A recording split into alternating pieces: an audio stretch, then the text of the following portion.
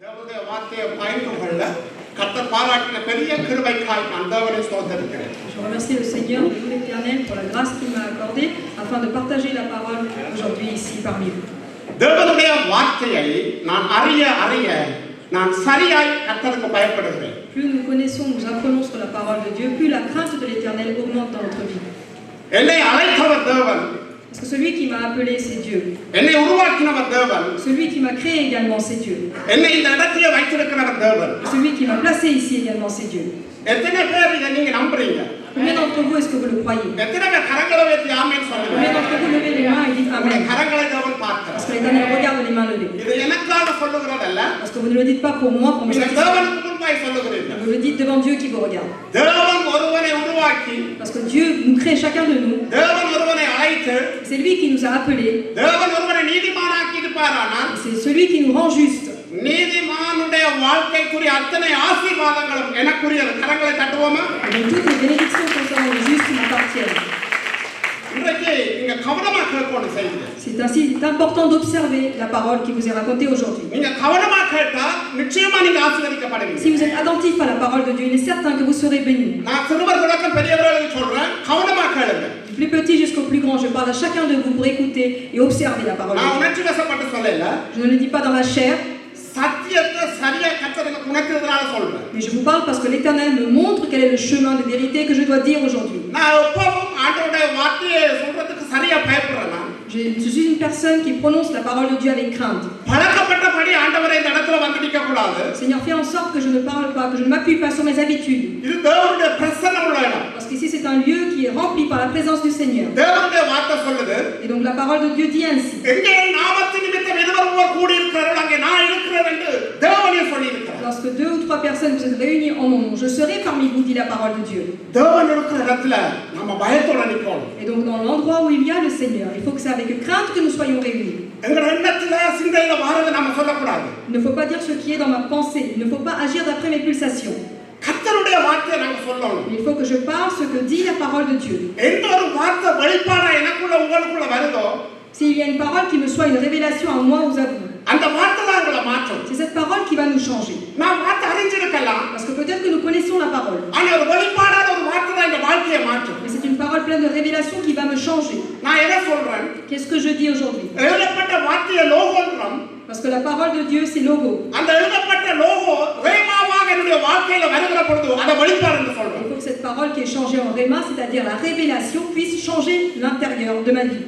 அதனாலதான் எழுதப்பட்ட வார்த்தை எனக்குள்ள நிரம்பி இருந்தா, C'est pourquoi si la parole de Dieu, celle qui est écrite dans la Bible, est remplie dans mon cœur, கர்த்தர் ஏற்ற வேளையில en temps voulu, தன்னுடைய வார்த்தையை le Seigneur, par sa parole, ரேமாவாக கொடுப்பார். la changera en réma. வெளிப்பாடாக கொடுப்பார். C'est-à-dire qu'il me donnera une révélation. அந்த வெளிப்பாடு தான் Et c'est ainsi cette என் வாழ்க்கையை révélation மாற்றும். qui pourra changer ma vie. தேவன் மேல அன்புள்ளவனா மாற்றும். Celui qui me changera afin que je sois un être plein d'amour, நற்கிரியை செய்கிறவனா மாற்றும். afin que je sois une personne pleine de bonheur, தாழ்மை உள்ளவனா மாற்றும். quelqu'un qui soit rempli de son humilité. கர்த்தருடைய இதயத்துக்கு அடுத்தவர்களை சிந்திக்கிறவனா மாற்றும். Et celui qui travaille d'après l'Éternel quand il parle dans son cœur. கர்த்தருடைய பாரம் என்கிறத உணர்ந்து கதைக்க வைக்கும். Celui qui ressent quelle est la volonté du Seigneur et qui parle d'après la volonté de Dieu. இன்றைக்கு Ainsi aujourd'hui, அதை நான் மட்டுமல்ல, je vous dis pas seulement moi, இந்த இடத்துல இருக்கிற mais chacune des personnes qui இந்த présentent டெலிவிஷன் ici, மூலமாக இந்த ரேடியோ கேட்டுக்கொண்டிருக்கிற tous ceux qui écoutent à travers les médias, பார்க்கிற ceux qui nous regardent, ஒவ்வொருவருக்கும் pour chacun de nous. கர்த்தர் வச்சிருக்கிறார். Et l'Éternel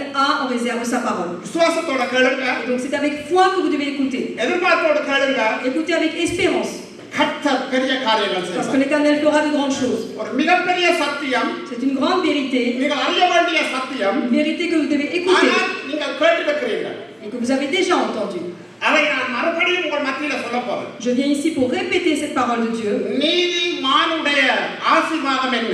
Quelle est la bénédiction dans la vie du juste? நான் மறுபடியும் சொல்றேன்.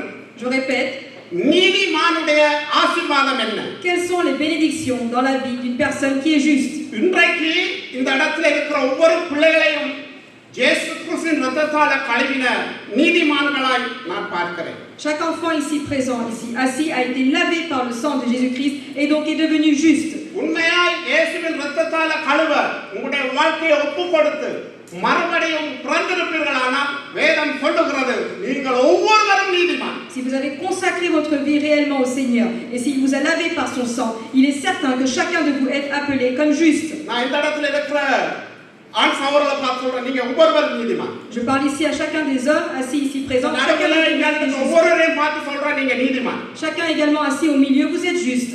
அப்படியானால் Et s'il est ainsi, அந்த நீதிமான் என்ற சத்தியத்தின் ரகசியம் என்ன? quels sont les secrets qui couvrent ce nom de juste?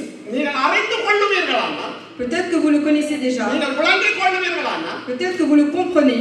தேவனுடைய சமூகத்தில் உங்களை சும்மா இருக்க முடியாது. Et donc dans la présence du Seigneur, vous ne serez தேவனை pas, ஆராதிக்காம இருக்க முடியாது. vous ne serez pas une personne qui est restée seule. தேவனை மகிமைப்படுத்தாம இருக்க Vous ne முடியாது. serez pas une personne qui est restée sans le glorifier, sans le remercier. தேவனுக்குரிய கனத்தை உங்களால் கொடுக்காம இருக்கவே முடியாது. Il est certain que vous ne garderez pas pour vous, mais au contraire, vous donnerez l'honneur qui est dû à l'Éternel. உங்களை அறியாமலே உங்க உள்ளம் dance ஆடுறதை நீங்க பாப்பீங்க. Et peut-être sans même le connaître, dans votre vie, vous allez voir votre cœur qui sera rempli d'allégresse. இதுதான் நீதிமான் என்ற சத்தியம் என்று உங்களுடைய கண்கள் திறக்கப்படுமானால், Et si vraiment vos yeux sont ouverts et que vous reconnaissez que vous êtes juste dans la présence du Seigneur, நீங்கள் எல்லா காரியத்திலும் நீங்க விசேஷித்தமானவர்களாக மாறிவிடுவீர்கள். dans toute chose, dans tout domaine dans votre vie, vous allez être une personne qui est excellée. நாம் பரிசுத்த வேதாகமத்தை எடுத்துக்கொள்வோம். Ouvrons maintenant la Sainte Bible. ஜோப் 33வது அதிகாரத்தை எடுத்து 26வது வசனத்தை வாசிக்க கேட்போம். Job 33, verset 26. 26. Il adresse à Dieu sa prière et Dieu lui est propice, lui laisse voir sa face avec joie et lui rend son innocence. அவன் தேவனை நோக்கி விண்ணப்பம் பண்ணும்போது அவன் அவருடைய சமூகத்தை கம்பீரத்தோட பார்க்கும்படி அவர் அவன் மேல் பிரியமாகி அந்த மனுஷனுக்கு அவனுடைய நீதியின் பலனை கொடுப்பார். இதை நீங்க விளங்கிக் கொள்ளணும். Donc il est important de comprendre cette parole. அவன் தேவனை நோக்கி விண்ணப்பம் பண்ணும்போது Il adresse à Dieu sa prière அவன் அவருடைய முகத்தை கம்பீரத்தோட பார்க்கும்படி et Dieu lui est propice, அவர் அவன் மேல் பிரியமாகி lui laisse voir sa face avec joie அந்த மனுஷனுக்கு et lui rend son innocence. அவனுடைய நீதியின் பலனை கொடுப்பார். Ainsi dit la parole. ஜோபு தன்னுடைய வாழ்க்கையில ஜோபை குறித்து சொன்ன காரியம் இது. Voici quel est le témoignage, quelle est la parole qui est dit concernant Job. நான் போடுற சொன்ன ஜோபு புதிய ஏற்பாட்டுல வாழல. Je vous ai déjà dit que Job n'est pas un homme qui a vécu dans le Nouveau Testament. இந்த வேதத்துல எழுதப்பட்ட எல்லா வார்த்தைகளுக்கும் முன்பு முதலாவது எழுதப்பட்ட வேத புத்தகம் ஜோபு. Et que le premier livre qui a été écrit en tout premier, c'est le livre de Job. ஜோபு ஒரு நீதிமானுடைய வாழ்க்கையில எப்படி அவன் வாழ்வான் என்கிறத குறித்து இந்த 26வது வசனத்துல சொல்றாரு. Le verset 26 nous dit comment une personne juste pourrait vivre comme la vie de Job. நீங்க ஒவ்வொருத்தரும் அந்த வசனத்தை போட்டு பாருங்க. அதாவது என்ன போடுங்க உங்களை போடுங்க. நீங்க தேவனை நோக்கி விண்ணப்பம் பண்ணும்போது Chacun de nous devons mettre notre nom dans ce verset et le lire. அவன் அவருடைய முகத்தை கம்பீரத்தோட பார்க்கும்படி அவர் J'adresse à Dieu ma prière அவர் தேவன் அவன் மேல் பிரியமாகி et Dieu m'est propice. அந்த மனுஷன் ஜோபு அல்ல நீங்க Me laisse voir sa face avec joie. அதாவது அவருடைய நீதியின் பலனை, அதாவது நீதிமானாய் மாறினவனுக்கு ஒரு பலன் இருக்குது. Et me rend son innocence. அந்த பலன் அது என்னன்னு தான் பார்க்க போறோம். On va voir quelle est la récompense dans la vie du juste aujourd'hui. 6 காரியம் சீக்கிரமா சொல்லி நான் டைம் முடிச்சிடுறேன். Je vais énumérer donc 6 choses qui sont une bénédiction dans la vie du juste. Et ainsi je vous demande d'écouter நீங்க கவனமா கேட்கணும். en écoutant avec attention. முதலாவது ஒரு நீதிமானாய் பிறந்த ஒரு பிள்ளைக்கு முதலாவது கிடைக்கிறது நமக்கு ஒரு புதிய ஸ்தானம் கொடுக்கப்படுது. Pour une personne qui est née comme un juste, on voit qu'il a une nouvelle position. இன்றைக்கு ரட்சிக்கப்பட்ட ஞானஸ்தானம் எடுத்த பிள்ளைகள் கவனமா கேளுங்க. Aujourd'hui, vous êtes sauvés, vous avez reçu le baptême. On parle également à tous les préados et tous les adolescents qui sont ici parmi nous. நீங்க இயேசுவின் இரத்தத்தால கழுவப்பட்டு நீங்க வெளியரங்கமாக என்னுடைய பாவத்துக்கு மரித்தவர் இயேசு கிறிஸ்து, அவருடைய நீதி என் மேல இருக்குது, என்னுடைய பாவம் அவருடைய மேல இருக்குன்னு அறிக்கை பண்ணி ஞானஸ்தானம் எடுத்தீங்க. Vous avez accepté Jésus comme votre sauveur, vous avez accepté que Dieu est mort pour vos péchés et également que tous nos péchés sont partis sur Jésus et qu'il nous a donné sa justice. அப்ப நீங்க நீதிமானாக்கப்பட்டுட்டீங்க. Et donc vous avez été justifiés par Dieu. நான் ஒரு நாளைக்கு நீதிமானாக்கப்படுதல் என்ன என்று வேத பாடத்தில் அதை பற்றி சொல்லிக் கொடுப்பேன். Je dirais dans l'étude biblique qu'est-ce que ça veut dire et comment vivre en tant que juste chaque jour. ஆனா நீதிமானாக்கப்பட்டிருக்கிறீங்கல்ல, உங்களுக்கு ஒரு புதிய ஒரு ஸ்தானம் கொடுக்க கொடுக்கப்பட்டிருக்குது. Aujourd'hui, si vous avez été justifié, aujourd'hui vous avez une nouvelle qualité, vous avez une nouvelle position. அது என்ன? Et quelle est cette position? பிதாவாகிய தேவனுக்கு முன்பாக நிற்கிற தகுதி. Devant Dieu le Père, vous avez eu donc la grâce d'être debout en sa présence. இது எத்தனை பேருக்கு விளங்குது? Combien d'entre vous le comprenez? நீங்க தேவனுக்கு முன்பாக பிதாவாகிய தேவனுக்கு முன்பாக நிற்கிறதற்கான தகுதியை நீங்க இயேசுவை சொந்த ரட்சகராக ஆண்டவராக ஏற்றுக்கொண்ட ஒவ்வொரு பிள்ளைகளுக்கும், அதாவது நீதிமான்களுக்கு தேவன் கொடுத்த முதலாவது ஆசீர்வாதம் என்ன தெரியுமா? நான் தேவனுக்கு முன்பாக நிற்கிறேன். La première grâce que Dieu nous a accordée, la première bénédiction, c'est de rester devant Dieu le Père, de rester en sa présence, parce que nous avons été lavés par son sang et nous sommes appelés maintenant à être des justes. நீங்க இத சாதாரணமா எடுத்துறாதீங்க. Ce n'est pas quelque chose de simple à prendre à la légère. என் தேவன் யாரு? Qui est notre Dieu? அவர் பரிசுத்தம் உள்ளவர். C'est un Dieu saint. என் தேவன் யாரு? Qui est notre Dieu? அவர் இந்த உலகங்களை உண்டாக்கினவர். C'est le Dieu qui a créé la terre et les cieux. என் தேவன் யாரு? Qui est notre Dieu? சர்வ வல்லமை உள்ளவர். C'est un Dieu tout-puissant. என் தேவன் யாரு? Qui est notre Dieu? சர்வ வியாபி. C'est un Dieu qui est omniscient. என் தேவன் யாரு? Qui est notre Dieu? சர்வ ஞானி. C'est un Dieu plein de sagesse. படிப்பட்ட தேவனுக்கு முன்னுக்கு C'est un Dieu si grand que nous vénérons aujourd'hui. நானும் நீங்களும் Donc vous et moi, நிற்கிறதற்கு quelle qualité வழி avons-nous உண்டாக்கினது என்ன தெரியுமா? pour être debout devant lui? இயேசுவை சொந்த ரட்சகராக ஆண்டவராக ஏற்றுக்கொண்டு அவருடைய கட்டளை கீழ்ப்படிஞ்சு நீங்க ஞானஸ்தானம் எடுத்து உங்களோட வாழ்க்கையை ஒப்பு கொடுக்குறீங்க பாருங்க. அந்த நிமிஷத்துல இந்த ஸ்தானம் ஒவ்வொரு பிள்ளைகளுக்கும் உரியதாய் மாறுகிறது. கரங்களை தட்டி நாம் கர்த்தருடைய Le fait d'accepter Jésus comme sauveur, le fait d'accepter que Jésus a pris les péchés sur la croix et que nous sommes devenus ses enfants. Grâce à cela, nous sommes appelés justes et il nous a donné la grâce d'être devant son trône, de rester debout en sa présence. ஒரு அதிகாரிக்கு முன்னுக்கு நிற்க சொல்லி உங்களுக்கு ஒரு சந்தர்ப்பம் கிடைக்கிறது வைப்போம். Admettons peut-être que vous avez la possibilité d'être debout devant une autorité publique. நீங்க அதை எவ்வளவு கனமா நினைப்பீங்க? À quel point est-ce que vous allez honorer cela? அதை எவ்வளவு சிலாக்கியமா நினைப்பீங்க? À quel point est-ce que vous allez penser que c'est une grâce, une bénédiction dans votre vie? ஒரு புகழ்பெற்ற மனிதனை சந்திக்க போறோம். Admettons que vous allez rencontrer une personne très importante, இந்த president சந்திக்க போறோம். ou bien le président de la République. எவ்வளவு கனமா நீங்க நினைப்பீங்க? Quel honneur ce sera pour vous à ce moment-là? அவ எல்லாவற்றையும் விட, Et au-delà de toutes ces choses, அவ எல்லாவற்றையும் விட au-delà de toutes ces personnes, என் தேவனுக்கு முன்பாக நிற்கிறதற்கு ஒரு தகுதி கிடைச்சிருக்குது. Aujourd'hui, nous avons eu la grâce. கோடி ஸ்தோத்திரம் என்று சொல்லி அதை நாம கொண்டாடணும். aujourd'hui nous avons eu la grâce d'être debout devant notre Seigneur, l'Éternel, qui est notre Créateur, et nous devons donc le remercier, également le glorifier. நீதிமானாக்கப்பட்டிருக்கிறோம் என்ற சத்தியத்துல முதலாவது என்ன தெரியுமா? நான் தேவனுக்கு முன்பாக நிற்கிறதற்குரிய சிலாக்கியத்தை கட்ட தந்திருக்கிறேன். Le fait d'être juste, la première bénédiction, la première opportunité, le fait d'être juste, c'est que Dieu nous a donné la grâce d'être debout en sa présence devant Dieu le Père. இரண்டாவது காரியம், Le deuxième point, தேவனோடு நாம் ஐக்கியம் கொள்ளுகிறவர்களாக நாம் மாறுகிறோம். nous avons maintenant une communion avec Dieu. நாம் வசனங்களை சொல்லி நேரம் காணாதபடினால எல்லாத்துக்கும் வசனங்கள் இருக்குது. முதலாவது தேவனுக்கு முன்பாக நிற்கிறதுக்குரிய ஸ்தானம், இரண்டாவது அந்த பெரிய தேவனோட நாங்க ஐக்கியம் கொள்ளுகிற அந்த பெரிய பாக்கியம். Le premier point, nous avons obtenu la grâce d'être debout en la présence de Dieu le Père. Le deuxième point, nous avons obtenu la communion afin d'être en relation avec Dieu.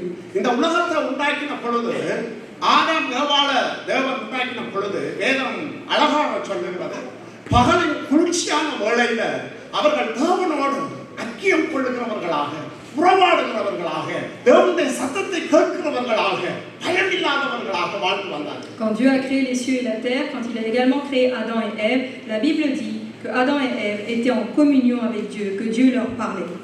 தேவனுக்கு முன்பாக அவர்கள் நின்றார்கள். Devant Dieu, on voit que Adam et Ève étaient debout, qu'ils communiquaient avec le Seigneur, தேவனுடைய சத்தத்தை கேட்டார்கள். qu'ils entendaient la voix de Dieu, தேவனோடு உறவாடினார்கள். et donc ils étaient en communion avec l'Éternel. தேவனுடைய விருப்பங்களை நிறைவேற்றுகிற அந்த பெரிய ஸ்தானத்தை உடையவர்களாக இருந்தார்கள். Ils avaient également donc la grâce, la position afin d'accomplir la volonté du Seigneur. அந்த தேவனுக்கு முன்பாய் நிற்கிறதையும் ஐக்கியம் கொள்ளுகிறதையும் பாவம் என்கிற அந்த பெரிய காரியம் என்ன செய்தது?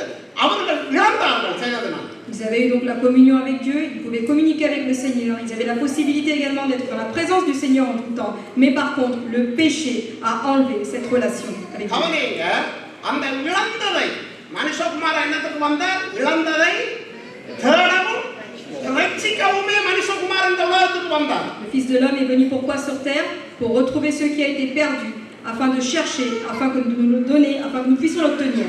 ஆகவே இயேசுவை நீங்க சொந்த ரட்சகராக ஆண்டவராக ஏற்றுக்கொள்ளுகிற பொழுது, வேதம் உங்களை நீதிமான் என்று சொல்லுகிற பொழுது, உங்களுடைய வாழ்க்கையில நாம முதல்ல எதை இழந்தோம்? தேவனுக்கு முன்பாக நிற்கிற ஸ்தானத்தை இழந்தோம், அவரோட ஐக்கியம் கொள்கிறத இழந்தோம். ஆனா நீதிமான்ங்கிற சத்தியம் எனக்கு மறுபடியும் எதை பெற்று தந்திருக்கா? இந்த ரெண்டு காரியங்களையும் எனக்கு பெற்று தந்திருக்கிறார். C'est ainsi à cause du péché de l'homme aujourd'hui, nous n'avons plus cette relation, nous n'avons plus cette communion, nous avons perdu cette présence devant le Seigneur. Mais du fait que nous soyons justes à nouveau par la grâce du Seigneur, nous pouvons obtenir cette présence devant le Seigneur et la communion avec Dieu. நீங்க ரட்சிக்கப்பட்டீங்க, ரட்சிக்கப்படுங்கன்னு சொல்றதுல அந்த ரட்சிப்புன்ற வார்த்தையில என்ன அடங்கி இருக்குன்னு தெரியுமா? நீங்கள் நீதிமான்களாய் மாற்றப்பட்டிருக்கிறீர்கள். Le fait qu'on vous pose la question est-ce que vous êtes sauvé, ou afin que vous vous posez la question est-ce que je suis réellement sauvé, dans le mot sauvé il y a également le mot vous êtes des justes. அப்ப முந்தி நம்ம தேவனோட நீங்க ஐக்கியம் கொள்ளாமல் எங்களுக்கு பாவம் அந்த ஐக்கியத்தை குழப்பிச்சு, இப்ப நான் தேவனுடைய முன்னாடி நிற்கிற ஸ்தானத்தோடையவனா இருக்கிறோம். அடுத்தது அவரோட ஐக்கியம் கொள்ளுகிற அந்த கிருபை எனக்கு நீதிமான் என்கிற அந்த ஸ்தானத்தை நான் உண்டாயிருக்கிறது. Dans mon ancienne vie, du fait que j'étais pécheur, je n'ai perdu cette communion avec Dieu. Je n'ai plus eu la communication avec le Seigneur. Et maintenant que je suis sauvé, si je suis réellement sauvé, alors je deviens juste et j'ai gagné à nouveau cette communion avec le Seigneur et je puis rester debout dans la présence de Dieu. மூன்றாவது, உங்களுக்குள்ள விசுவாசத்தை தேவன் திருப்பி கொண்டு வரார். Et le troisième point, l'Éternel me donne la foi dans ma vie.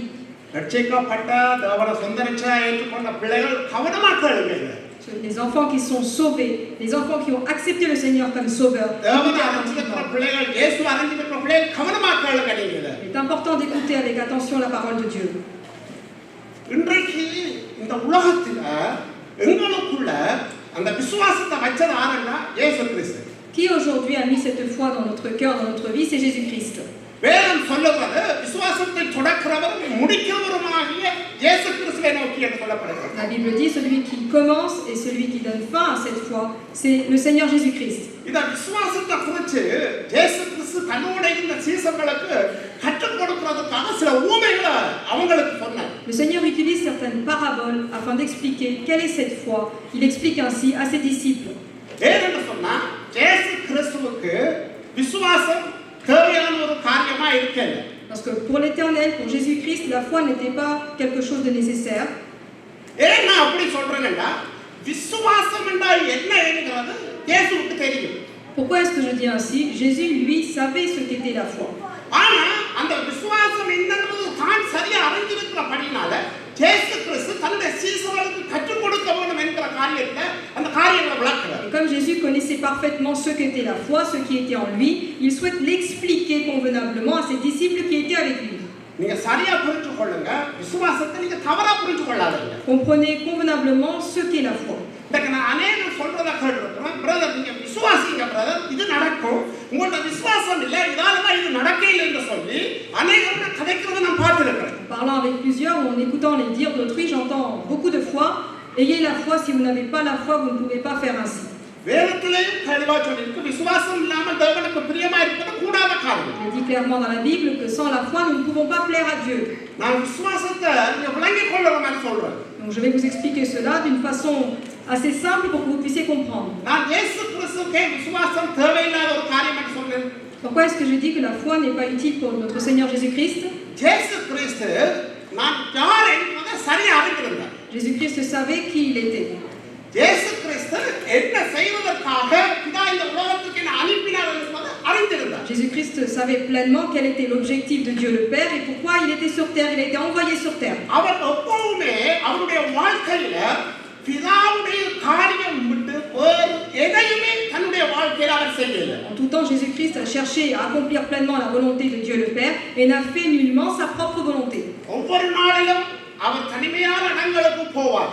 Chaque jour, il allait dans la solitude, dans certains endroits. அவர் தன்னுடைய சரீர தேவைகளுக்காக ஜெபிச்சிருப்பாரா? Est-ce que vous pensez qu'il a prié pour les besoins dont il avait besoin sur terre? நான் நம்புறேன் இல்லை. Le frère dit, je ne pense pas.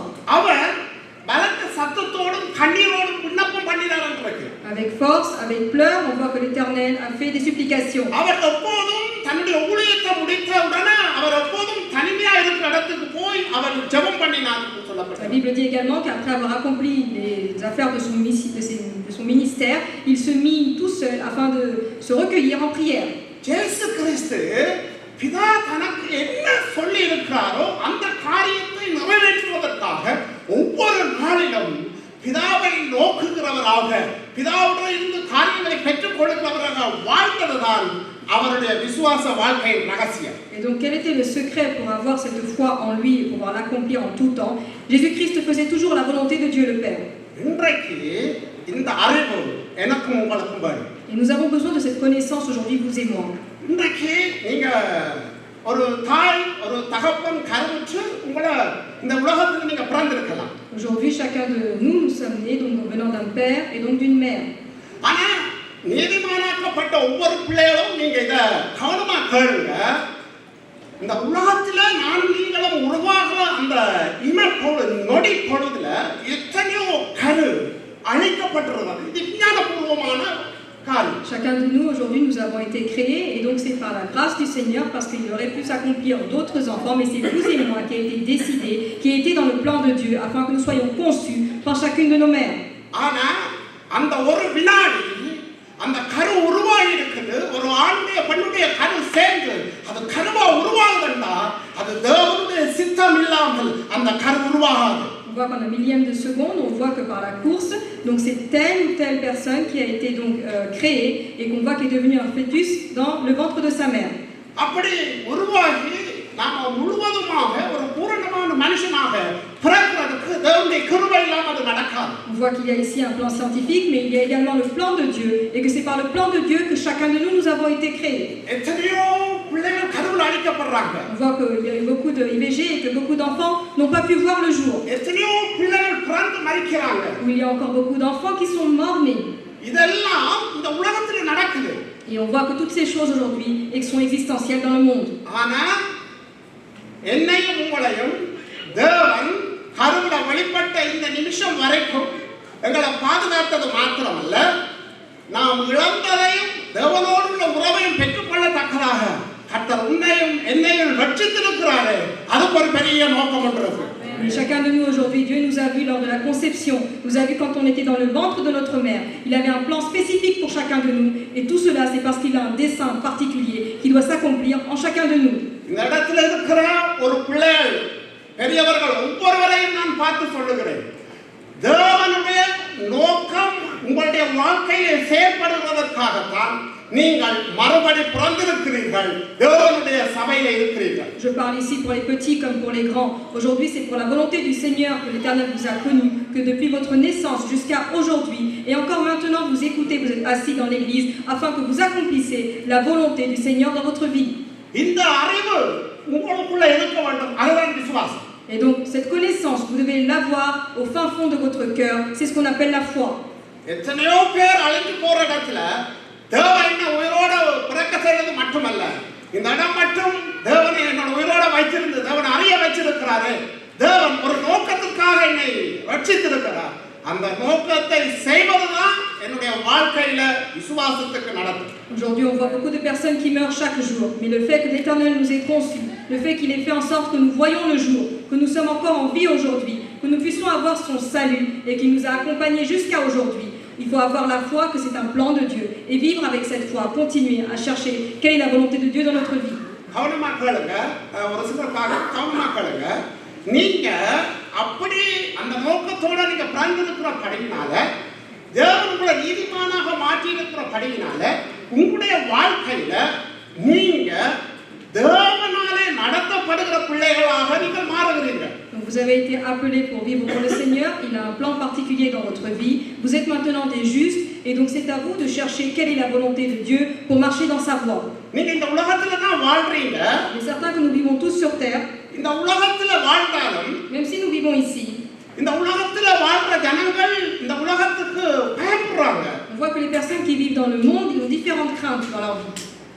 தன்னம்பிக்கை இல்லாதவங்களா இருக்கிறாங்க. Parce qu'ils ont un manque de confiance. ஆனா நீங்க என்ன சொல்லுங்க பாப்போம், இந்த உலகத்துல இருந்தாலும் தன்னம்பிக்கையோட விசுவாசத்தோட தேவன் என்னை நடத்த நடத்துவார் என்கிற அந்த விசுவாசம் உள்ளவர்களாய் வாழுறீங்க. Mais aujourd'hui, vous n'avez pas ce manque de confiance parce que vous avez l'espérance. Vous avez également la foi que Dieu est avec vous, qu'il vous guide. அந்த உவமை சொன்ன காரியத்துக்கு நாங்க எடுப்போம். மத்தேயு 21வது அதிகாரத்தை ஒரு ஆள் எடுங்க. மார்க்கு 11வது அதிகாரத்தை ஒரு ஆள் எடுங்க. Matthieu 21, et nous allons également voir dans Marc 11. ஜெபத்தை குறித்து சொல்லுகிற பொழுதுதான் இயேசு கிறிஸ்து இந்த காரியத்தை சொல்றாரு. எப்படி என்று சொன்னா, C'est en parlant de la prière que Dieu parle, Jésus parle de ces paraboles. நீங்க இந்த உலகத்துல வாழ்கிற பொழுது Vivez sur terre, மற்றவர்கள் இருக்கிற மாதிரி நம்பிக்கையற்றவர்களா வாழாதீங்க. ne soyez pas des personnes incrédules comme les gens qui vivent sur terre. மற்றவர்கள் பயப்படுகிற போது பயப்படாதீங்க. N'ayez pas peur comme ceux qui vivent dans le monde. நீங்கள் நம்பிக்கையோடு விசுவாசத்தோடு வாழ அழைக்கப்பட்டவர்கள். Ayez confiance en Dieu et également gardez la foi parce que vous avez été appelés pour vivre ainsi. மத்தேயு 21:19 தொடக்கம் 22 வசனங்களை வாசிப்போம். Matthieu 21, verset 19 jusqu'à 21. Voyant un figuier sur le chemin, il s'en approcha, mais il n'y trouva que des feuilles. Et il lui dit, que jamais fruit ne naisse de toi. Et à l'instant, le figuier sécha. Les disciples qui virent cela furent étonnés et dirent, comment ce figuier est-il devenu sec en un instant? Jésus leur répondit, je vous le dis en vérité, si vous aviez de la foi et que vous ne doutiez point, non seulement vous feriez ce qui a été fait à ce figuier, mais quand vous diriez à cette montagne, ôte-toi de là et jette-toi dans la mer, cela se ferait.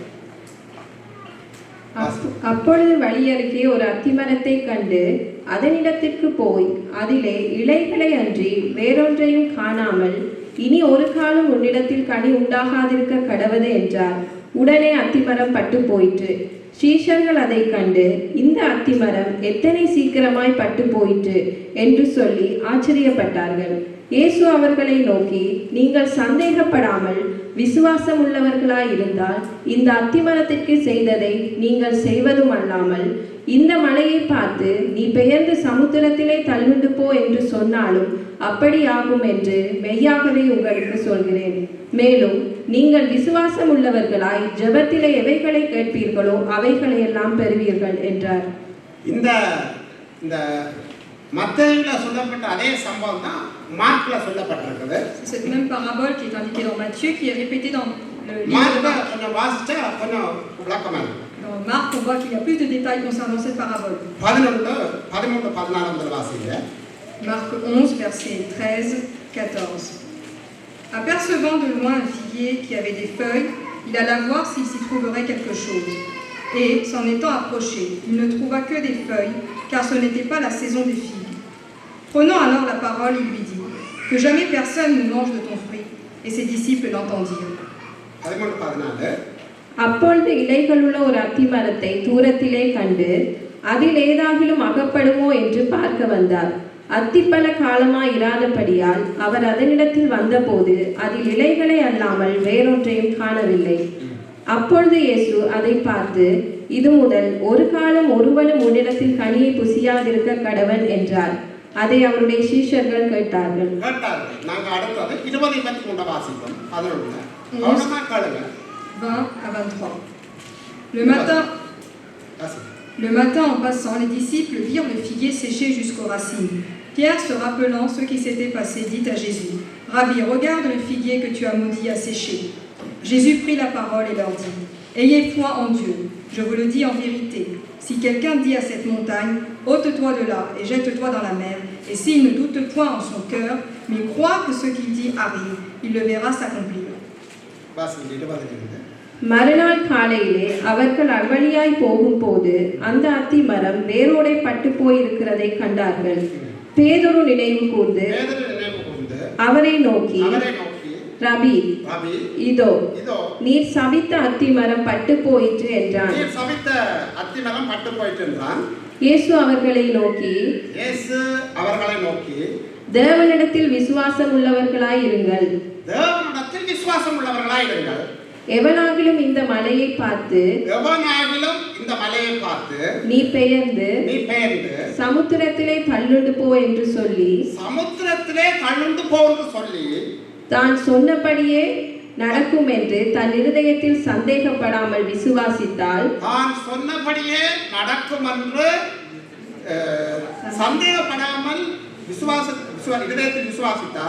அவன் சொன்னபடியே ஆகும் என்று மெய்யாகவே உங்களுக்கு சொல்கிறேன். அவன் சொன்னபடியே ஆகும் என்று மெய்யாகவே உங்களுக்கு சொல்லுகிறேன்.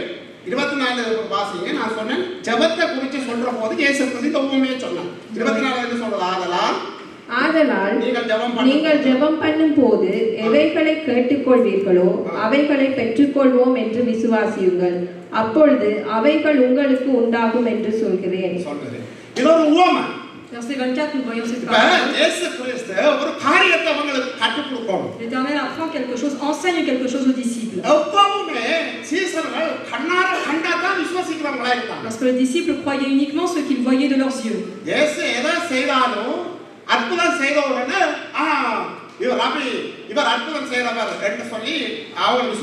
Quand Jésus faisait un miracle, alors les disciples croyaient en Dieu parce qu'ils voyaient un miracle se produire.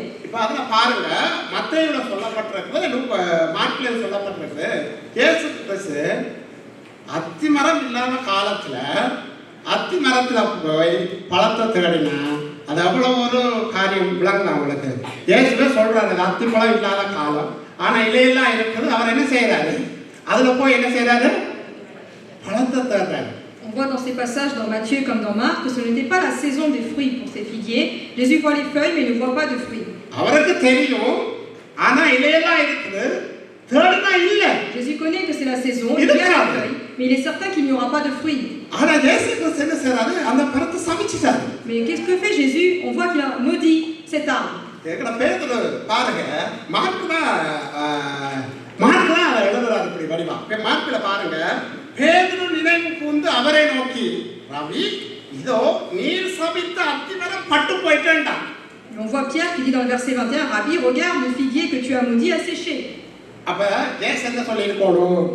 Qu'est-ce qu'il aurait dû dire Jésus? இயேசு அதுக்கான காரணத்தை சொல்லிருக்கணுமா இல்லையா? Il aurait dû donner l'explication. இயேசு என்ன பதில் சொல்றாரு பாருங்க. Quelle est la réponse de Dieu? இயேசு அவர்களை நோக்கி, தேவனிடத்தில் விசுவாசமாய் இருங்கள் என்று பதில் சொன்னது மாத்திரமல்ல, எவனாகிலும் இந்த மலையை பார்த்து பெயர்ந்து கடலிலே போ என்று சொன்னால் நீங்கள் சொன்னபடி ஆகும். Qu'a répondu Jésus? Jésus prit la parole et leur dit, ayez foi en Dieu. Je vous le dis en vérité, si quelqu'un dit à cette montagne, ôte-toi de là et jette-toi dans la mer, s'il ne doute point, cela se réalisera. அப்ப இயேசு கிறிஸ்து இதை சொல்லிக் கொடுத்தார். நீங்க ஜெபம் பண்ணும் பொழுது அவைகளை கேட்டுக்கொள்ளுவீர்களோ அவைகளை பெற்றுக்கொள்ளும்படி விசுவாசிங்க, அப்போது உங்களுக்கு நடக்கும். Jésus dit, quand vous allez prier, priez avec foi quand vous faites vos supplications. Quand vous le faites avec foi, il est certain que ces choses, vous les obtiendrez. அப்ப இயேசு மறைமுகமாக ஒன்றை கற்றுக்கொள்ள இருக்கிறாரு பேதுருக்கு மட்டுமில்ல எங்களுக்கும். நீங்க யாருடைய பிள்ளைகள்? நீங்க தேவனுடைய பிள்ளை. உங்க ஸ்தானம் என்ன? நீ எப்படி ஆக்கப்பட்டிருக்கிற? ஆகவே உன்னுடைய ஸ்தானத்தில் இருந்து நீ எதை கேட்பியோ அதை நீ பெற்றுக்கொள்ளுங்க. Ce que veut dire par là Jésus de façon implicite, c'est là vous êtes des enfants de Dieu. En tant qu'enfants de Dieu, dans cette position-là, dans cette qualité-là, quand vous demandez quelque chose avec foi à l'Éternel dans la prière, alors il est possible que vous l'obtenez.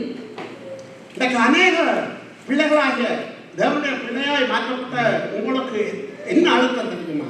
நான் இதை செய்ய முடியுமா, செய்ய முடியாது? Aujourd'hui, beaucoup d'entre nous, nous sommes appelés à être des enfants de Dieu, mais nous nous posons toujours cette question, est-ce que je peux faire cela ou je n'y arriverai pas? இந்த பிரச்சனை எனக்கு தலைக்கு மேல வந்திருக்குது, இதை நான் மட்டும்தானே சுமக்கணும், இந்த பிரச்சனைக்கு எனக்கு முடிவில்லையே என்ற ஒரு மன அழுத்தத்துல இன்றைக்கு தேவனை அறிந்தவர்களும் நீங்க உட்கார்ந்து இருக்கிறது தேவனுக்கு பிரியமில்லை. Ou bien je me dis, j'ai un problème qui est trop grand devant moi, que je n'ai pas de solution, que je suis seul à le porter, mais étant dans cette situation, cela ne plaît pas à Dieu. தேவனை அறியாத பிள்ளைகள் இந்த உலகத்தை பார்த்து, இந்த பிரச்சனைகளை பார்த்து, இந்த கொந்தளிப்பை பார்த்து அவர்கள் பயப்படலாம். ஆனா நீங்களும் நானும் தேவனை அறிந்து தேவனுக்கு முன்பாய் நான் நீதிமானாக்கப்பட்டிருக்கிறேன் என்று சொல்லுகிற என்னுடைய உங்களுடைய வாழ்க்கையில இந்த பிரச்சனைகள் மத்தியில நாங்கள் அசையாமல் உறுதியோடு தேவன் மேல் அவருடைய வார்த்தையின் மேல் நாம் விசுவாசமா இருந்து அந்த மலைகள் எந்த மலையா இருந்தாலும் சரி நீ போ என்று சொல்லுவாயானால் உன்னுடைய வாழ்க்கையிலே அது ஆகும் என்கிறத கிறிஸ்து அவர்களுக்கு கற்றுக் கொடுத்தார். Peut-être que des personnes qui ne connaissent pas Dieu, des personnes de ce monde, sont dans l'angoisse, sont dans la crainte lorsqu'ils ont des problèmes. Mais nous, aujourd'hui, qui sommes enfants de Dieu, nous devons garder cette foi, avoir foi en Dieu. Quel que soit le problème, même s'il est grand comme une montagne, nous devons avoir la foi que nous pouvons prier et qu'il est possible à Dieu, il a la toute-puissance de solutionner ces problèmes. இயேசு கிறிஸ்து தன்னுடைய வாழ்க்கையிலே தன்னுடைய சீசர்களுக்கு தான் இருக்கிற பொழுது மட்டுமல்ல, தான் போனாலும் எப்படி வாழ வேண்டும் என்கிறத ஊமைகள் மூலமாக அவர் கற்றுக் கொடுத்தார். Jésus, lors de sa vie sur terre, a expliqué, a montré aux disciples comment ils devaient vivre ici sur terre, quand il est là, mais également quand il les quittera. இயேசு கிறிஸ்து தான் இருக்கிற பொழுது உங்களுக்கு என்ன அதிகாரம் இருக்குது, இந்த உலகத்துக்கு மேல என்ன அதிகாரம் இருக்கு, பிசாசு மேல அதிகாரம் இருக்கு, நீங்க போன்னு சொன்னா பிசாசு போகும் என்று சொல்லி அவர்களை தன்னம்பிக்கை உள்ளவர்களாக, இந்த உலகத்தை கலக்கிறவர்களாக இயேசு கிறிஸ்து வாழ்ந்த நாட்கள்ல அந்த சீசர்களை உருவாக்கினார். Dans les temps où Jésus a vécu sur terre, il a donc formé les disciples afin qu'ils n'aient pas d'angoisse. Il leur a donné la parole, il leur a expliqué à travers les paraboles afin qu'ils n'aient pas la crainte et qu'ils puissent en tout temps avoir la foi et qu'ils puissent survivre à toutes sortes d'épreuves. இன்றைக்கு நீதிமானாய் மாறின உங்களுடைய வாழ்க்கையில இந்த தன்னம்பிக்கையான வார்த்தைகள் சொல்லத்தக்கதாக கிறிஸ்துவுடைய வார்த்தைகள், தேவனுடைய வார்த்தைகள் சந்தர்ப்பத்துக்கு ஏற்றபடி நீங்கள் பேசுவீர்களானால் உங்களுடைய வாழ்க்கையிலே இருக்கிற எல்லா மலைகளும் உங்களை விட்டு போகும் என்கிறதே ஆண்டவராக இயேசு கிறிஸ்து கற்றுக் கொடுத்த அந்த காரியம். C'est ainsi, si vous utilisez à bon escient chacune des paroles qui sont écrites dans la Bible, dans chacune des situations qui sont problématiques dans votre vie, il est certain qu'en ayant la foi, vous pouvez solutionner à toutes sortes de problèmes, même s'ils sont grands comme une montagne. ஆகவே இன்றைக்கு ஒரு அற்புதம் நடந்தா தேவனை நம்புறேன், இல்லாட்டி இதை செய்த உண்மையா நீங்க இருக்கிறீங்க என்று சொல்லி நாம தேவனை பரீட்சை பார்க்க கூடாது. Aujourd'hui, certains, lorsqu'ils voient un miracle, croient en Dieu. Mais vous ne devez pas vous dire que c'est le seul moyen pour croire que Dieu est vivant et puissant. நாம தேவனுடைய பிள்ளை நீதிமானாக மாற்றப்பட்டிருக்கிற என்னுடைய உங்களுடைய வாழ்க்கையில முதலாவது நாம் தேவனுக்கு முன்பா நிக்கிற ஸ்தானம். Nous ne devons pas donc mettre Dieu à l'épreuve dans notre vie, car aujourd'hui nous avons la qualité d'être enfants de Dieu et nous avons la possibilité d'être dans sa présence. Deuxièmement, nous avons également aujourd'hui la grâce d'être en communion avec le Seigneur. எங்களை அவருடைய வார்த்தையினாலே எங்களுக்கு வருகிற எந்த பிரச்சனையா இருந்தாலும் அந்த மலையை நாம் விசுவாசத்தோடு தகர்த்து எறிகிற அந்த பெரிய விசுவாசத்தை கர்த்தர் எங்களுக்குள்ளே வைத்திருக்கிறார். Troisièmement, Dieu, à travers sa parole, nous a donné la foi afin qu'en étant juste, nous pouvons avoir cette foi pour être devant toutes sortes de problèmes et pour les gagner toutes sortes d'épreuves. நாலாவது சமாதானம். Le quatrième point, c'est la paix. தேவனோடு சமாதானம். La paix avec Dieu. மனிதர்களோடு சமாதானம். La paix avec les hommes. நீதிமானாய் மாற்றப்பட்டிருக்கிற எங்களுடைய வாழ்க்கையில தேவனுடைய சமாதானத்தை பெற்று வாழுகிற இந்த பெரிய சிலாக்கியம் எங்களுக்குள்ளே இருக்கு. Pour tout homme qui a été appelé à être juste aujourd'hui, il a la grâce d'obtenir la paix de Dieu dans sa vie. இந்த உலகம் சமாதானம் இல்லாமல் வாழ்கிறது. Aujourd'hui, on sait que dans ce monde, il n'y a pas de paix. இந்த உலகத்துல வாழ்கிற ஜனங்கள் இதயத்துல உண்மையான சமாதானம் இல்லாமல் வாழ்கிறார்கள். Les personnes qui y vivent n'ont pas réellement trouvé la paix intérieure. ஆனா இந்த உலகத்துல சமாதானம் இல்லாத இந்த உலகத்துல தான், சமாதானத்தை தேடிக்கொண்டு இருக்கிற இந்த உலகத்துல தான் நானும் நீங்களும் சமாதானத்தோட வாழ்கிறதற்கு கர்த்தர் எங்களுக்கு கிருபை பாராட்டி இருக்கிறார். Sur terre, il n'y a pas de paix. Les personnes qui y vivent n'ont pas la paix également. Mais Dieu nous a donné la paix afin que nous puissions y vivre avec paix. ஒரு வாக்கிய வாசிப்போம். ஏசாயா 57வது அதிகாரத்தை நாம் யாவரும் திருப்பிக் கொள்வோம். ஏசாயா தீர்க்கதரிசியின் புத்தகம் 57வது அதிகாரம் chapitre 57 21 வசனங்களை நாங்கள் வாசிக்க கேட்போம். versets 20 et 21. Mais les méchants sont comme la mer agitée qui ne peut se calmer et dont les eaux soulevèrent la vase et le limon. Il n'y a point de paix pour les méchants, dit mon Dieu. துன்மார்க்கரோ கொந்தளிக்கும் கடலை போல் இருக்கிறார்கள். துன்மார்க்கரோ கொந்தளிக்கும் கடலை போல் இருக்கிறார்கள். அது அமர்ந்திருக்க கூடாமல் அதன் ஜலங்கள் சேற்றையும் அழுக்கையும் கரையில் ஒதுக்குகிறது. துன்மார்க்கருக்கு சமாதானம் இல்லை என்று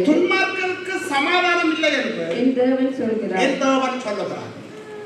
ஆகவே நீதிமானாய் மாற்றப்பட்டிருக்கிற தேவ பிள்ளைகள் உங்களுக்கு தேவன் சமாதானத்தை தந்திருக்கிறார். Après ce verset, nous qui sommes changés comme justes, Dieu nous a accordé la paix.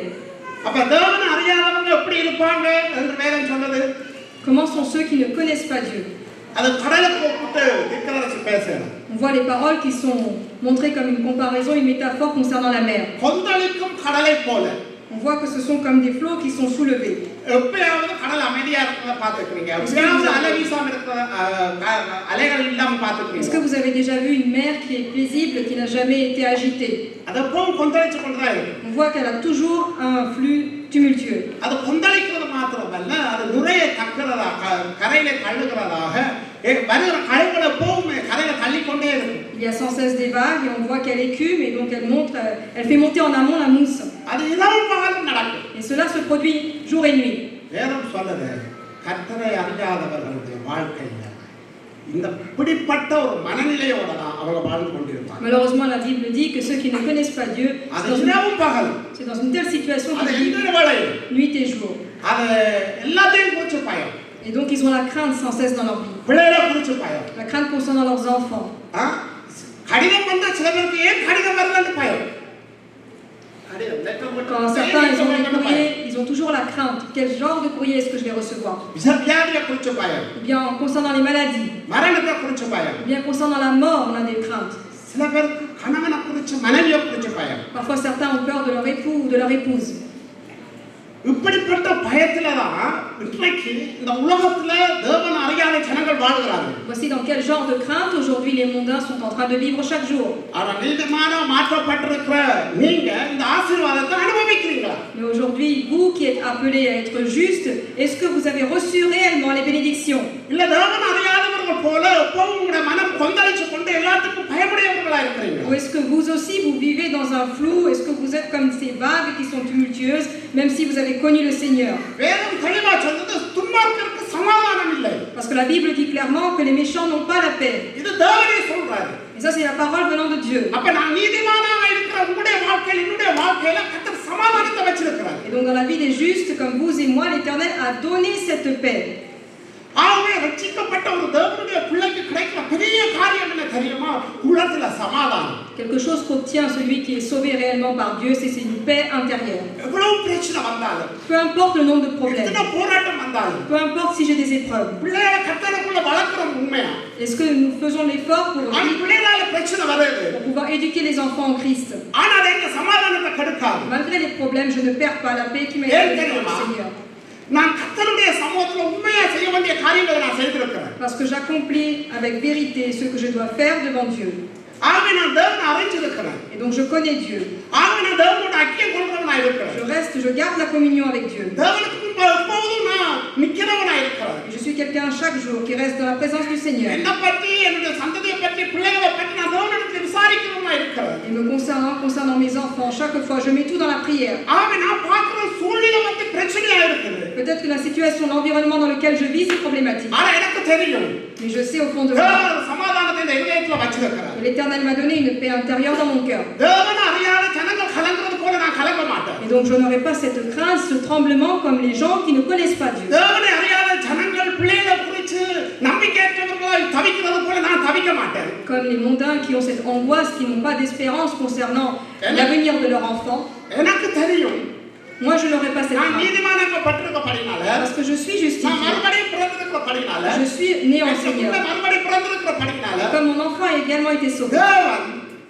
தேவன் ஒரு நாள் அந்த பிள்ளை அந்த ஸ்தானத்துல நிறுத்துவார். Je sais que Dieu ramènera mon enfant dans cette position à nouveau. தேவன் இந்த காரியமெல்லாம் பார்த்துக் கொள்வார். Parce que l'Éternel s'occupera, pourvoira tous mes besoins. ஆகவே நான் கலங்க மாட்டேன். Et donc je n'aurai pas besoin de larmoyer. நான் தேங்க மாட்டேன். Je n'aurai pas besoin d'avoir peur. மற்றவர்கள் கதைக்கிற மாதிரி அவவிசுவாசமா நான் கதைக்க மாட்டேன். Et je ne prononcerai pas donc des paroles en manque de foi. என்னுடைய வாழ்க்கையில வருகிற வார்த்தை எல்லாம் தேவனுடைய மகிமைப்படுத்துகிற வார்த்தை. Et donc toutes les paroles que je prononcerai dans ma bouche, ce seront des paroles pleines de gloire pour le Seigneur. நீங்க வேதத்துல பார்க்கலாம், ஒரு நீதிமானாய் வாழ்கிறவனுடைய வாழ்க்கையில இருக்கிற அத்தனை ஆசீர்வாதங்களும் வேதத்துல மிக தெளிவாக எழுதப்பட்டிருக்கிறது. Vous pouvez lire la Bible et retrouver donc toutes les bénédictions qui sont sur la tête du juste. ஆகவே நீதிமானாய் மாற்றப்பட்டிருக்கிற உங்களை குறித்து நீங்க பயப்பட வேண்டிய அவசியம் இல்லை. Donc, si vous avez réellement été changé comme juste, vous n'avez pas besoin d'avoir peur dans votre vie. நீங்க தாவீதை கேட்ட தாவீது அழகா சொல்லுவாரு. Si vous regardez ce qu'a dit David dans la Bible, vous allez pouvoir le நான் இந்த comprendre. வாழ்க்கையில நான் கண்டதில்லை, சிறுவரையும் தொடங்கி பெரியவரையும் முதிர்வயதாயிட்டேன். நீதிமானுடைய சந்ததி அப்பத்துக்கு இறங்கினத நான் இந்த வாழ்க்கையில பார்க்கல என்று தாவீது சொல்லுவார். David dit depuis mon jeune âge, de mon adolescence jusqu'à maintenant quand j'ai grandi, je n'ai jamais vu le juste courir derrière le pain, car Dieu a pourvu à tous ses besoins. ஆகவே நீதிமானாய் மாற்றப்பட்டு வாழ்கிற வாழ்க்கை இருக்கிறது. உங்களுடைய வாழ்க்கையில இருக்கிற பிள்ளைகளை குறிச்ச காரியம், எதிர்காலத்தை குறிச்ச காரியம், எல்லா பயங்களையும் நீக்கி வாழ்கிற ஒரு வாழ்க்கை. Donc une vie d'une personne qui est juste, c'est une vie qui est sans crainte concernant ses enfants, concernant leur avenir. நான் இதைத்தான் காலையில தியானிச்சு கொண்டிருக்கேன். என் இருதயத்துல பெரிய ஒரு மகிழ்ச்சி ஆயிடுது. எனக்கு விளங்கிட்டு சத்தியம் ஆண்டவர் இந்த வாழ்க்கையில இனிமே அந்த நீதிமான வாழ்ந்தா பயப்பட வேண்டிய அவசியம் இல்லை. ஏனென்றா இந்த உலகத்தில் இருக்கிறவங்க காட்டிலும் எனக்குள்ள இருக்கிறவர் பெரியவர். ஆகவே இந்த உலகத்தின் பிரச்சனைகளுக்கு மேலே எனக்கு சொல்ல முடியும், இந்த பிரச்சனை எல்லாத்தையும் தேவன் பார்த்துக் கொள்வார். Aujourd'hui, en méditant ces paroles, j'ai compris quelles étaient les bénédictions concernant la vie du juste, et que peu importe les problèmes que je rencontre, mais je n'ai pas besoin d'angoisser, je n'ai pas besoin de vivre sans cesse dans la crainte, car celui qui vit en moi est plus grand que celui qui est dans ce monde, et l'Éternel pourvoira à tous mes besoins. எனக்கு சும்மா இருக்கேன், உடனே உலகம் படையுள்ள தேவனுடைய சமூகத்தில் எனக்கு ஒரே பாட்டு தான் ஞாபகம் வந்தது. தள்ளாட உடவிலே தாங்கிய நடத்திடுவார். அந்த பாட்டு எனக்கு ஞாபகம் இல்லை, திரும்பி திரும்பி வந்து கொண்டே இருக்குது. Et donc après avoir été dans la présence du Seigneur, il a préparé cette parole et il s'est rappelé des paroles d'un certain chant. நான் அதுக்கு இன்னும் அடிக்கட்டு நான் கேட்டேன், என் மனைவி கேட்ட பிள்ளைகிட்ட சொல்லல. உடனே எங்களுக்கு உதவி செய்த ஒரு ஆள் இருக்கிறார் தேவன், ரெண்டாவது கோவிலில் வார்த்தையை போட்டார் தள்ளாட. அதை உடனே பார்த்த பாட்டு வந்து ஜெபம் கேட்டீரையா ஜெயம் தந்தீரையா தள்ளாட விடவில்லை தாங்கிய நடத்தினீரே. உண்மையா சொல்ற ஆண்டோட சமூகத்தில் இல்லை பாருங்க, தேவனுடைய பிள்ளைகளாய் நீதிமான்களாக நீங்கள் வாழ்வீங்க. உலகத்தில் தான் வாழ்வீங்க. பிரச்சனையை நீங்கள் சந்திக்கலாம், போராட்டத்தை சந்திக்கலாம். ஒருபோதும் உங்களை கரகளை தட்டி நாம்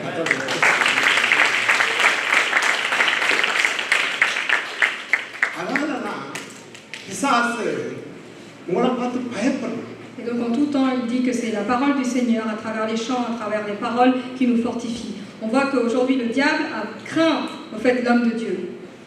அவனுக்கு தெரியும் இன்றைக்கு இந்த சத்தியங்கள் அறியாத படிக்கு எப்படியாகிலும் சத்தியத்தை அறியாத படிக்கு இந்த ஜனங்களை வஞ்சிக்கணும், சபை கேட்காலும் இருக்கட்டும். ஆனா சத்தியத்தை அறியாத படிக்கு அவன் என்ன செய்யறான் தெரியுமா? இந்த செவிகளை கேட்க முடியாத படிக்க. Car aujourd'hui, quelle est donc l'utilité et que fait le diable aujourd'hui? Il est en train de nous détourner, de nous tromper, afin que nous, les justes, nous enfants de Dieu, nous ne pouvons pas écouter la parole de Dieu, afin que notre cœur ne soit pas ouvert à la parole du Seigneur. Il est certain que dans ce monde, il y a beaucoup de problèmes. Comme des flots tumultueux. Voilà quel est l'environnement aujourd'hui sur ce monde. On sait que chez les méchants, il n'y a pas de paix. Mais en chacun de nous, il y a la paix intérieure du Seigneur. En moi, j'ai la paix. Dites-le chacun de vous. Je n'ai pas peur concernant mes enfants. Je n'ai pas peur concernant l'avenir, ni concernant la mort. Je n'ai pas peur de mon épouse. Parce que la paix du Seigneur habite dans mon cœur. Ainsi, la bénédiction concernant la vie du juste.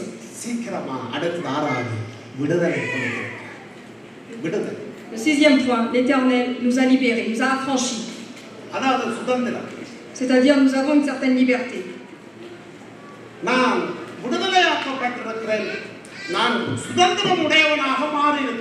J'ai été affranchi et donc j'ai obtenu une certaine liberté.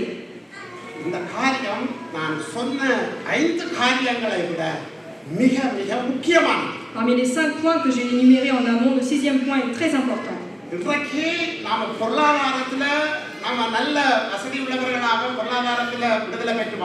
Peut-être que dans nos finances aujourd'hui nous avons une certaine liberté, nous sommes aisés. Peut-être également dans la chair, nous sommes en bonne santé.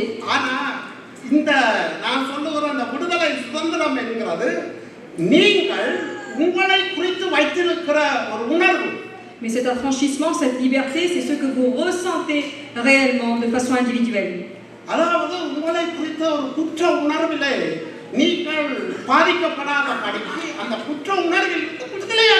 C'est une personne qui vit en étant délivrée de la culpabilité. இன்னைக்கு அநேகர் நாம ஜெபிக்கிற பொழுது நான் குற்றமா சொல்லல, ஆண்டவரே நான் உங்களுக்கு முன்பாக உங்களை நாங்கள் தாழ்த்துறோம் ஆண்டவரே, நான் தகுதியே இல்லாதவன், நீங்க பெரியவர், இவ்வளவு பெரிய பூச்சிய புழுவை நீங்க உயர்த்தி இருக்கிறீங்கன்னு நாம ஜெபத்துல ஜெபிக்கிறோம். Aujourd'hui, beaucoup d'entre nous, quand nous prions en disant Seigneur, je m'humilie entre tes mains, je suis un ver, je suis rien, je suis comme de la terre devant toi. ஆனா உண்மையா இப்படிப்பட்ட வார்த்தைகள் கூட ஒரு நீதிமானாய் மாற்றப்பட்ட என்னுடைய வாயிலிருந்து வரக்கூடாது. ஏன் தெரியுமா? நான் அவருக்கு முன்பாய் நிற்கிற அந்த நிலையை சுதந்திரமாய் பெற்றுக் கொண்டிருக்கிறேன். Même ces paroles ne sont pas forcément nécessaires de ma bouche, parce que c'est lui aujourd'hui qui m'a mis dans cette position, qui m'a délivré afin que je puisse rester dans la présence du Seigneur. ஏன்னு சொன்னா எனக்கு கிடைத்திருக்கிற அந்த சுதந்திரம் என்கிறது இந்த உலகத்துல இருக்கிறவனுக்கு அல்ல, எனக்குள்ள அந்த பெற்றுக்கொண்ட சுதந்திரம் இந்த உணர்வு ரீதியான காரியம், அதாவது உன்னால இயலாது, உன்னால முடியாது என்கிற குற்றப்படுத்துகிற அந்த பிசாசானவனுடைய அந்த சத்தம் இருக்குத்தானே, அதை எல்லாவற்றையும் ஜெயித்து நான் தேவனுடைய பிள்ளையா இருப்பேன், தேவனுக்கு முன்பா இருக்கிறேன். ஆகவே நான் எதை செய்தாலும் தேவனுடைய காரியத்திலே நான் மேன்மையானேன். Peut-être que le diable parle dedans de nous en disant tu n'y arriveras pas, tu n'es pas capable de faire cela, tu es quelqu'un de moindre. Mais aujourd'hui l'Éternel nous a donné cette liberté. Je suis affranchi par le Seigneur et donc je suis dans sa présence parce qu'il m'a donné cette position.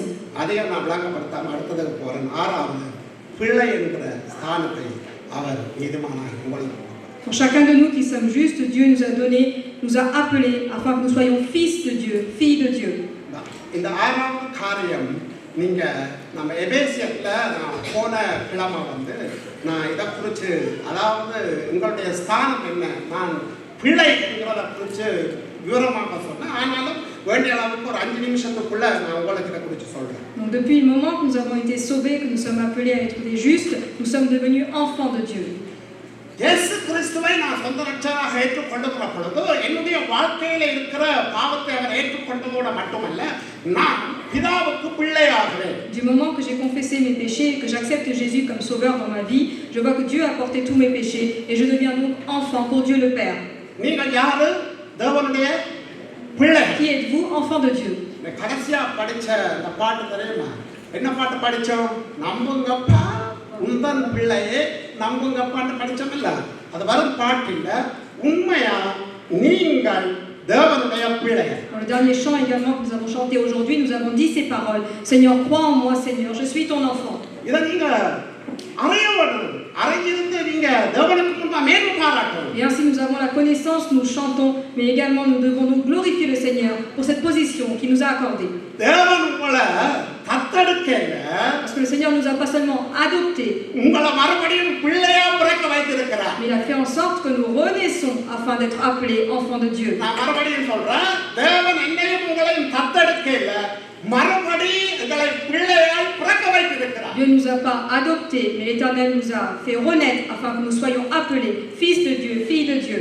வேதத்திலே ரட்சிப்பை குறித்து சொல்லப்படுகிறது மறுபிறப்பு என்று சொல்லப்பட்டிருக்கிறது. Et donc le salut, c'est également montré que c'est naître à nouveau. ஆகவே நாங்கள் மறுபடி பிறக்கிறோம். Et donc nous naissons à nouveau. இத நீங்க அறிந்து கொள்ள வேண்டுமா? நிக்கேதுவை குறித்து இயேசு கிறிஸ்து கரைக்கிறபோது தேவனுடைய ராஜ்யத்துல வரணும்னா நீ மறுபடி பிறக்க வேண்டும் என்று சொல்றார். Vous pouvez voir dans le passage de la Bible, quand Jésus s'adresse à Nicodème, il dit si tu veux faire partie du royaume des cieux, il va falloir que tu naisses à nouveau. அப்ப நிக்கோதேம் எப்படி மறுபடி தாயோட வயிற்றுக்குள்ள போய் பிறக்கிறது என்று கேட்கிறார். Nicodème pose la question. நீ ஆவினாலும் ஜலத்தினாலும் மறுபடி பிறக்க வேண்டும். Nicodème donc pose la question, comment est-ce que je peux rentrer à nouveau dans le ventre de ma mère et renaître? Et donc Jésus lui répond, tu devras donc renaître à nouveau d'après le feu et d'après l'eau. நீங்க ரட்சிக்கப்பட்டு ஞானஸ்நானம் எடுக்கிற பொழுது, இந்த அன்றைக்கு எங்கட பிள்ளைகளை எடுத்த பொழுது அவர்கள் என்ன செய்யறார்கள்? மறுபடி பிறக்கிறார்கள். Renaître d'après l'esprit, d'après l'eau. Voilà ce qui se passe lors du baptême. அதனால தான் நான் சொன்னேன், நீங்க மாமிசத்தின் படி இந்த உலகத்துல உங்களுக்கு பர்த்டே ஒன்று இருக்குது, அது தாய் தகப்பன் உருவாகி பிறந்தது. ஆனா நீங்க தேவனால பிறக்கிறது அந்த நாள் உங்களுக்கு விசேஷமான நாள். Il y a un jour d'anniversaire que nous fêtons aujourd'hui parce que c'est le jour où nous sommes nés sur terre. Il y a également le baptême qui est le jour où vous êtes nés à nouveau en Christ. நீங்க இத எப்படி அறிஞ்சிருக்கீங்க? நான் தேவனால பிறந்திருக்கிறேன். Parce que je suis né à nouveau dans le Seigneur. எப்படி பிறந்தீங்க? Comment est-ce que vous êtes né? தேவனுடைய ஆவியினால பிறந்தீங்கன்னு வேதம் சொல்லுது. La Bible dit vous êtes né dans l'esprit grâce à Dieu. ஒரு விதத்துல ஆண்டவராகிய இயேசு கிறிஸ்து கூட இந்த உலகத்துல எப்படி பிறந்தார்? தேவனுடைய ஆவியினாலே கருவுற்று மரியாள் இடத்திலே அவர் இந்த உலகத்திலே பிறந்தார். C'est donc grâce au Saint-Esprit que Jésus-Christ est né en étant dans le ventre donc de la Vierge Marie. தேவ ஆவியினால நீங்களும் நானும் பிறக்கிறமா இருந்தா அது இந்த மாமிச பிறப்பு இல்ல, இது ஆவிக்குரிய பிறப்பு. இந்த பிறப்பு இந்த பெரிய தேவனுக்கு நாம் பிள்ளையா. Il s'agit là donc d'une naissance spirituelle car vous naissez à nouveau dans l'esprit et donc vous devenez ainsi enfant de Dieu. ஆகவே நீங்க பிள்ளையாயிட்டீங்கன்னு சொன்னா நீங்க அவருடைய குடும்பத்துல ஒரு ஆள் ஆயிடுவீங்க. Maintenant que vous êtes devenu enfant de Dieu, vous faites partie d'un membre de la famille de Dieu. அதனாலதான் தேவனுடைய ரட்சிப்பை குறித்து சொல்லுகிற பொழுது ரட்சிக்கப்பட்ட ஜனமே உனக்கு ஒப்பானவன் யாரு, அந்த ரட்சிப்பின் மேன்மையை குறித்து வேதத்துல ஏன் அந்த அளவுக்கு உயர்த்தி சொல்லுறேன்டா, நான் தேவனுடைய பிள்ளை. Peuple qui est sauvé, qui est semblable à toi, dit la parole. Pourquoi est-ce qu'on donne une telle place pour un peuple qui est sauvé? Parce que j'ai été sauvé, je suis enfant de Dieu maintenant. ஏன் தத்தெடுத்தான்னு நான் சொல்லல, தேவ ஆவினால நாம மறுபடி பிறக்கப்பட்டிருக்கோம்டா, நாம தத்தெடுத்திருப்போமானா அந்த தாய் தகப்பனுடைய சுபாவம் எங்களுக்குள்ள வந்துடும். Je dis que nous n'avons pas été adoptés, mais nous sommes nés à nouveau dans le Seigneur. Si j'ai été adopté, à nouveau les comportements de la chair concernant nos parents habitent encore en nous. ஆவினால நாம தேவனால பிறக்கப்பட்டிருப்போமானால் தேவனுடைய சுபாவத்துக்கு நானும் நீங்களும் பங்குள்ளவர்களாக மாற்றப்படுகிறோம். Mais au contraire, si je suis né dans l'esprit, il s'agit là d'une naissance spirituelle, alors j'ai part également dans tous les attributs du Seigneur Jésus-Christ dans ma vie. பாவியா இருந்த என்ன இந்த வானத்தையும் பூமியையும் படைத்த தேவன் இயேசு கிறிஸ்துவை ஏற்றுக்கொள்ளுகிற பொழுது நீங்க தேவனுக்கு பிள்ளையாகிறீங்களே என்கிற அந்த சத்தியம் நீதிமானாய் மாறுகிற ஒவ்வொரு பிள்ளைகளுக்குமான அந்த ஆசீர்வாதம் என்கிறதை நீங்க மறந்து. Moi qui ai pécheur, grâce à cette naissance spirituelle, je deviens enfant de Dieu. Et donc les bénédictions concernant nos justes sont sur ma tête. Vous ne devez pas oublier cette parole, cette vérité. அதனாலதான் உங்களுடைய வாழ்க்கையில சவரன் துதைக்க சொன்னது போல எவ்வளவு நன்மைகளை கர்த்தர் செய்தாரு. எத்தனையோ பேர் உயிரோடு இருக்கல, ஆனா எங்களை உயிரோட வச்சிருக்கிறாங்க, அவருக்கு நன்றி உள்ளவர்களாக இருக்க வேண்டும் என்கிறது ஒரு பக்கம் இருந்தார். Lors des louanges, nous avons entendu tout à l'heure qu'en tout moment nous devons remercier le Seigneur, être reconnaissants, car beaucoup n'ont pas vu ce jour, et aujourd'hui Dieu nous a encore accordé un jour afin que nous puissions le glorifier et être reconnaissants. இந்த உலகத்தில தேவனற்றவர்களாக எதற்கும் பயப்பட்டு செய்கிற வச்சிருவானோ, இந்த குடும்பத்தை அழிச்சிருவானோ அந்த பயத்தில இருந்து நான் மீட்டு என்ற அவர் நீதிமானாக மாற்றி தனக்கு முன்பாக நிற்கிறதற்கு தகுதியை கொடுத்து, தன்னோட ஐக்கியம் உள்ள தகுதியை கொடுத்து, எனக்கு சுதந்திரத்தை கொடுத்து என்ன பிள்ளையாக மாற்றி இருக்கிறாரு. நான் எவ்வளவாய் அவரை கையில் வைத்து கொண்டாட வேண்டும். இந்த அறிவு எனக்குள்ள எவ்வளவுக்குள்ள இருக்குமானா நாம இந்த இடத்துல சும்மா. Aujourd'hui, nous n'avons pas la crainte des marabouts, nous n'avons pas peur de toutes sortes de sorcellerie, car nous avons été délivrés par le sang de Christ, nous avons été appelés à être enfants de Dieu. Et donc combien nous devons glorifier le Seigneur et être reconnaissants pour ce qu'il a fait pour nous dans notre vie. Levons notre main. Chacun de nous levons notre main et disons nous sommes enfants de Dieu. Je suis né à nouveau dans l'esprit. Tous les comportements qui sont en moi sont ceux de Dieu.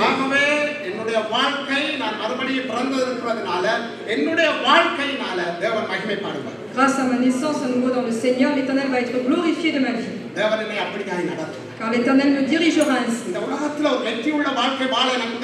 L'Éternel m'aidera afin de vivre une vie victorieuse.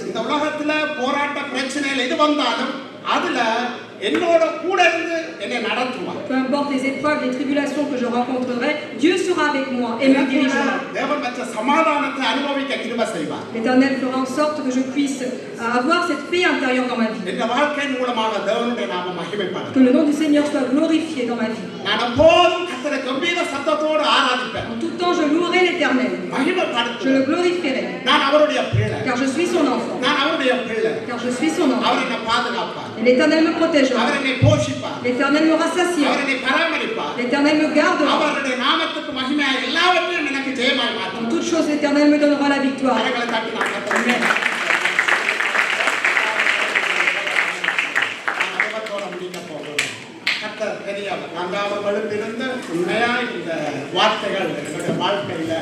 ஒரு ஜீவனாய் இறங்க வேண்டும், ஜீவனாய் இறங்க வேண்டும். நீங்க தேவனுடைய பிள்ளை, நீங்க நீதிமானாக மாற்றப்பட்டிருக்கிறீங்க. இந்த சத்தியத்தை கேளுங்க, மறுபடியும் கேளுங்க.